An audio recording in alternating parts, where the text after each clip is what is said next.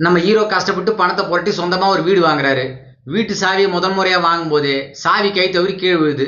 சரி அதெல்லாம் பரவாயில்ல அப்படின்ட்டு தன்னோட லவ்வரை கல்யாணம் பண்ணி அந்த புது வீட்டுக்கு குடி போறாரு. போன உடனே அந்த வீட்டுக்குள்ள என்னென்னவோ நடக்குது. குழாயில தண்ணி தானா வருது, லைட்டு தானா எரியுது, டிவி தானா ஆன் ஆகுது, வீட்டில் இருக்கிற பொருட்கள் எல்லாம் தானா நகருது, கதவு தானா திறக்குது மூடுது. திடீர்னு ஒரு நாள் அந்த வீட்டு சோத்துல யாராவது இந்த வீட்டில் இருக்கீங்களா, உங்க பேர் என்னன்னு எழுதிருக்கு. உடனே இவங்க, டேய் உன் பேர் எழுதுறாங்கிறாங்க. எதுக்கு, என்னை பேய்கிட்ட மாட்டி விடலான்னு பாக்குறியா, நீ ஒன்னா உன் பேர் எழுதுங்கிறாரு இவரு. போடா பயந்தாங்கோலி அப்படின்ட்டு பேனா வாங்கிட்டு போற இவங்க இவங்களோட பேரை எழுதுவாங்கன்னு பார்த்தா இவங்க புருஷனோட பேரை எழுதுறாங்க. அடிப்பாவி, இவன் என் பேரை எழுதிட்டாலே அப்படின்ட்டு இவர் ஷாக் ஆகி நிக்கிறாரு.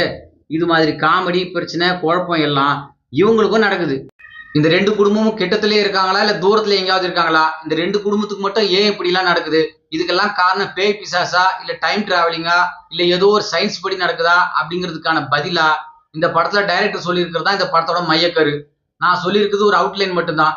இதை முழு கதையோட திரைக்காட்சிகள் வசனம் காமெடி பாடல்கள் இவங்களோட சேர்த்து பார்க்கும்போது படம் ஜாலியா போகுது.